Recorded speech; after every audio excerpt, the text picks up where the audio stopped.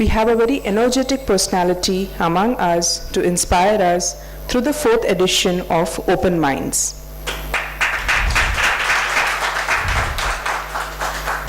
Openminds is a joint presentation by 10, the Entrepreneurs Network, and KYT, Know Your Town, from the house of Thane Vaibhav. A very good evening to all of you. Myself, Nikhil Ballar, on behalf of 10 and Know Your Town, I welcome you all to the 4th edition of Openminds. Well, today we have with us a man who is not only a builder with repute, but we can also call him an architect credited to change the skyline of Thane and Mumbai. Although academically he is an chartered accountant, he has been quite successful in tallying the balance sheet of happiness among his patrons by giving them the real value for money. If H stands for housing, then I feel even H stands for Hiranandani as well. We are really honored, sir, to have you this evening. And I would request all of you to give a big round of applause for him for accepting the invitation today this evening. So to begin with, like as Sandhya introduced, you are a chartered accountant. So what made you enter real estate sector? Actually, I never wanted to do chartered accountancy. I did my BCom and I thought I would become an entrepreneur after that. But my father, Dr. Hiranandani, had a close friend by the name of Mr. Nani Palkiwala. So he took me to Bombay House to meet him and say that, here's my son who wants to be an entrepreneur, and since you are an advocate, but actually part of Tata's, who's a business house, so why don't you explain to him what he should do as far as business is concerned? So Mr. Palkiwala said, how did you do in your exams? And I said, I've stood second at the University of Mumbai for BCom. Wow. So, no, that was not a good statement of mine. I made a mistake. And actually by telling him that, he said, no. If you have done so well in your thing, you have to become a chartered accountant. And I'm going to phone my friend in A.F. Ferguson, who's our Tata auditors, and you should do that. My father had just operated Mr. C.C. Choksi, who was the Mafatlal's auditors, on that about a week before. So he said, no, I know Chinubai Choksi, and I'm going to get it admitted. So between the two of them, they decided I was to do chartered accountancy. So it was not like it was two big people, my father, whom I admired lovely, and Mr. Nani Palkewala, who was also there. So I went and studied and did my chartered accountancy. But I always wanted to be in business, and during my holidays, vacations in BCom and others, I used to go to industry business because there was nobody in my family who was in business or industry. So I went and worked in Century Mills, I've worked in textile units, I went into companies, I understood all that, and I was very keen to get into the business of business, and that was right from the time I got into BCom. But anyway, I did my CA. So you were talking about mistakes and blunders. So Powai was then a stretch of rock and forest, like totally. It was a totally deserted land. At that time, you visualized a premium township in that particular area. So many people that time would have thought ki, it is a kind of a mistake or a big blunder he's committing. So did you think that it was a very risky proposition at that time? I only did risky things in life. So, I mean, the very fact that I took up to business when everybody in the family was either doing service or profession, so that was a risk.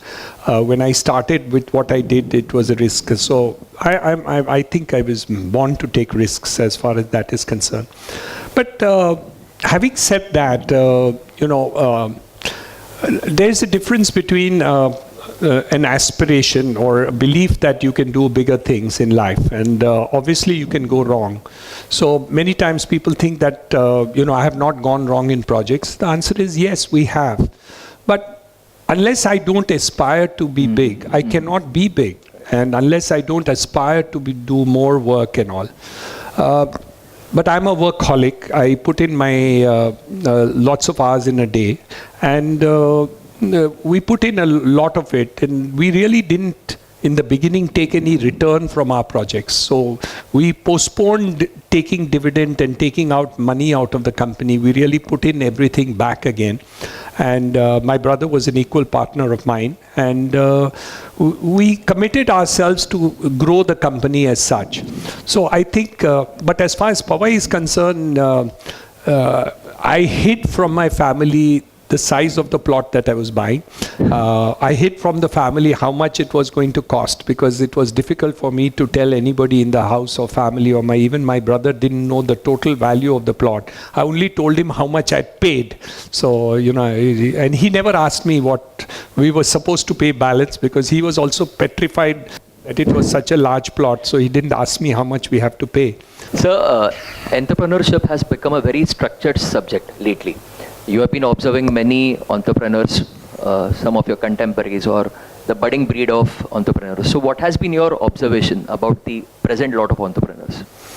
I think India is naturally entrepreneurial. So I think that's the truth.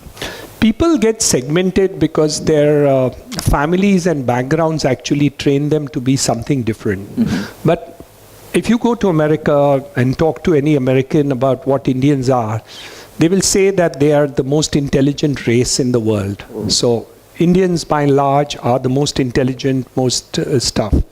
If you talk to the smallest of entrepreneurs, who are the Patels in America, who are uneducated and illiterate, but they own most of the motels in that country. So those things are the entrepreneurial at the lower end. India, by and large, you had the Aage dukaan piche makan kind of thing right in the beginning. Entrepreneur in terms of the retail level was always available in India. So I think entrepreneurship is a natural talent. Communities have actually curbed that entrepreneurship because of what you have found in your family, what you have seen your father. Like I had my father who was a doctor, would naturally want me to do medicine, or those who do service would naturally want to be service, and those who are professionals will naturally want to be professionals. So the risk-taking ability dies out, and that is all environmental driven. So as you rightly said, there are a lot of opportunities presently, but then along with opportunities, competition also comes, and we need to tackle with the competition. So what is your mantra to tackle with the competition? How to compete? I've already said the story. You just got to benchmark yourself with the best. And competition is very good because it forces you to do better. And there's no alternative to good competition. If you don't get competition now, and if you don't sharpen your skills every day, one day somebody will come from outside and he will beat the shit out of you. So competition is always very good. In the short run, it's excellent. In the long run, it's even better. So what happens is in the competitive spirit that you do, you don't make supernormal profits, which you tend to squander away. You need to take care about the whole thing is there. But you have to be profitable all the time. You can't say that you will not be profitable.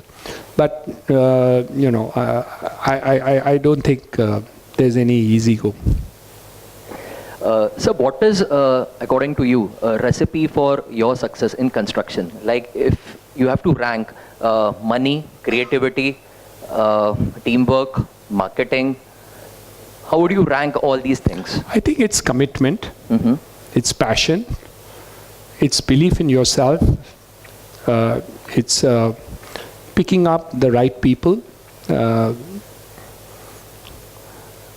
being ethical, I think, to the end customer, wanting to give your best to the person who comes in, and your aspiration in terms of seeing that over a period of time you have laid a pathway which is looks good to you, and you can look back and say that, okay, what I've done satisfies you. So there is lots more to Hiranandani. Like it's not just a township, but then you have endeavored to make it a community, and now everyone is following your footsteps. So what was the idea of forming a community? As I told you, I mean, I'm surprised why I'm the first. I thought people should have done it before me. When I made mixed-use townships, I used to wonder, why would you not have it? In India, aage dukaan, piche makan, that's a principle. So when I make mixed-use communities, they said, you're the first in India I was quite shocked to know that I'm the first in India, because I thought everybody must have done it before me years ago. But in townships, nobody did it. They either made residential or they made commercial. I was the first one who mixed the two and put it together. Isn't it logical? You stay there and you work there. So simple. But I guess people... I don't want bathrooms that leak. I mean, what's so complicated about that? You know, I'm still not. You want the best school. What is so complicated about a best school? You know, I mean, you want the best everything. So it's simple. You want to be loved. You want to be liked. You want to do all that. All these things are natural phenomena. The only thing is that we have gone wrong because many of the benchmarks which we have for ourselves is wrong. So, if the only denominator was wealth, or the only denominator was good looks, or the only denominator was XYZ, whatever it is, I think that's wrong. If you can get a balance in life, I think that's perfect, because God made us like that. You know, so you have to have that, and I think that's what gives me happiness or fun in life to do it. And I think it's so easy to do. Actually, what other people are doing is difficult. How do you make bad products? I mean, why would I want to make a bad product? Hello, I'm Kannan. I'm into pharmaceutical distribution, incidentally supplying to even Hiranandani Hospital. I stay in Hiranandani Meadows. My question is concerning Thane, where you have done a lot of work. You've been instrumental in impressing upon Thane Municipal Corporation to do a lot of good work. Just the way you said about Godbandar Road. My intention is recently they have approved this metro, which is going to be totally elevated. In fact, they are saying that it's going to be on the LBS road. Now, we have all gone through how much of trouble, even today. However, you may appreciate this Asalfa and Andheri. It is creating such a lot of muck right outside International Airport. So, I'm just wondering, like New York or Russia, how they have done it, it's totally subway. It is the actual meaning is subway. The metro means it used to be a subway. Why this cannot be done? And I am told that, the politicians are not wanting to do it because, I don't know how far it is true, because the maintenance cost, if you do it subway, if you go underground, they will not be able to make money. If it is elevated, they make more money. No, that's not correct. But the first part of it is, you're right. We recommended, I was on a committee which recommended that everything should be underground. All the metros should be underground as far as this is concerned, and that was initially approved at the level of MMRDA, and the whole plan had been finalized on the basis of that, including for Thana Metro. But unfortunately, the Chief Minister and the advisory board, which are now sitting in Mantralaya, have found out that the cost of creating the metro today is about 2.5 times the cost of elevated one. So they said no, now before the next election they want to put up a lot of metros. So that should be done quickly, and they have a limited amount of funds. Though we got a lot of money from JPEG from Japan, and we have a huge amount of money coming. The answer is, if I was made Chief Minister, I would love to do it. But the second choice is not having a metro and having a metro which is elevated. Have the metro which is elevated, so don't stop it, please, for God's sake, because thank you. It's because the Thana metro was the last one which we managed to get them to agree to, and it was extremely difficult to get this approval done. It was horrendous to finally get the approval. We thought it would not happen. Fortunately, we put it into the picture because we said you will lose Thana elections if you don't do it. ऐसा करके उनको brain beat करके bulldoze करके समझा के उसको pass कराया है. तो अभी please, for God's sake, elevated or underground, let us get it done. I have one question, and one is appreciation of your aesthetic sense of having sculptures around Hiranandani Meadow, inside the Hiranandani Meadows. That reminds me very much of my childhood when we had Ashok Stamba at Court Naka. And both the places at Hiranandani is fantastic. But whatever is coming up right now in Thane, you must have seen. I mean, it's a question as art entrepreneur to me, whether government has, whoever governs the city, do they have that aesthetic sense, whether they should have a body there to think about the city aesthetic. I mean, as you have done inside, you have made a city. fantastic. I mean, I just love that place. Just something, I mean, if you can speak about it, I mean. No, it's possible to do. You have a very good commissioner now. I mean, excellent person, human being. And if you can convince him and go and meet him, a couple of people get together and really, do it, I'm sure he'll be convinced because he has done so many positive things as far. The point is that he's a very hardworking and passionate person. But the point is you have to convince him. And if he's not convinced, he will not do it. If he's convinced, he will definitely do it. On behalf of 10, I, Rahul Amrute, the current chairman, supported by our secretary, Mrs. Sandhya Iyer Bhide, our relationship manager, Paras Shah, and our ever hands-on core team, sincerely thank you all for your wholehearted and overwhelming support at the 4th meet of Open Minds today. Sir, we sincerely appreciate your gesture to grace today's Open Minds with an open heart, sharing with us your immensely valuable experiences. Thank you, sir.